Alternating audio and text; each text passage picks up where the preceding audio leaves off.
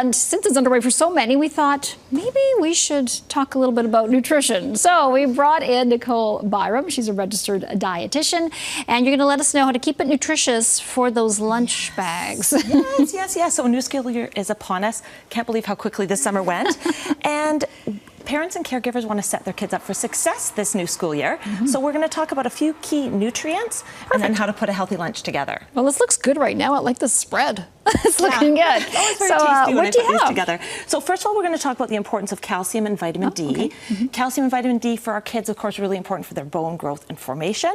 Kids need about 1,000 to 1,300 milligrams of calcium daily, depending on their age, and about 600 to 1,000 international units of vitamin D. So I've just got a few examples of what that looks like. So a cup of milk or plant-based beverage, 1.5 ounces of cheese, 3/4 of a cup of yogurt, each have about 300 milligrams of calcium. So we know that, you know, if you eat those throughout the day, you're getting pretty close to that target. Some non-dairy sources of calcium, tofu and spinach, almonds, all really good sources. Now, vitamin D is essential for calcium absorption in the body. So we need to get some vitamin D, but between October and May in Canada, we can't absorb vitamin D from the sunshine. So we need to rely on food sources or supplementation in order to get that vitamin D. So if you're thinking about giving your kid a supplement, then chat with your physician to see if that's the right choice for you. Okay.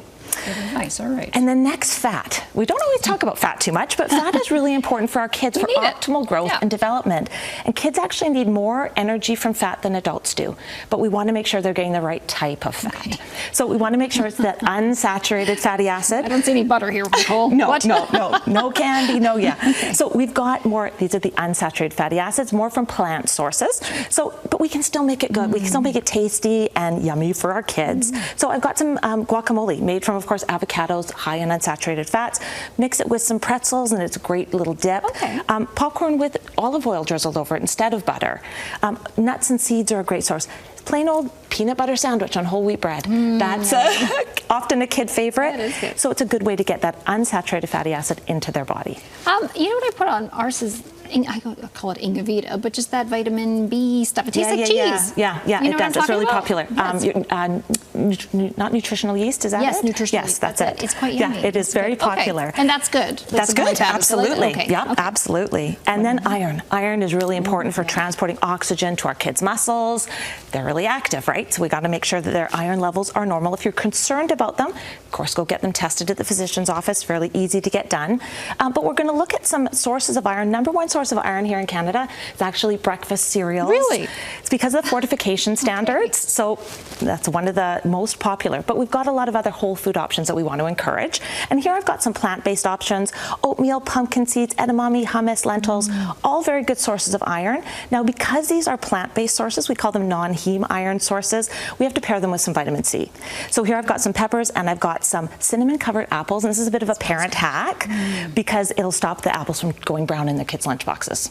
Perfect. So my kids always loved that, so I would do that. So iron, this is how we're going to get the iron into their bodies. But then how do we put it all together?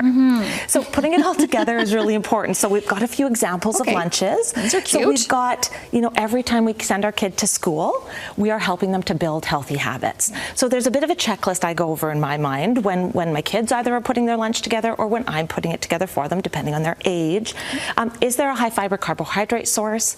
Is there a lean protein source? And are there colorful fruits and vegetables, in the lunch? So I love a bento box. Bento boxes make it really easy. It almost forces you to put these things in the categories. My brain works that way. So I've got some tofu and some cheese and crackers in there. I've got, bell peppers and blueberries, and then in the middle I always put a little bit of chocolate chips. And here I mix it with some pumpkin seeds. They are allowed to have some fun stuff. They are allowed to have some fun stuff. That's okay. Some fun stuff is okay. And it's the smallest one, so it's good for portion control for that kind of thing. And then as the winter approaches and it gets a bit cooler, a nice hot lunch is nice for the kids, and it makes it really easy for parents. Throw in last night's lasagna, throw in whatever casserole you had in the morning, pair it with some cucumbers, some baby carrots, and a cheese string. Simple, easy. And it's balanced. And I'd eat that. Yeah, I know. This is basically what my lunch is on a regular basis, and this is what I pack for my kids.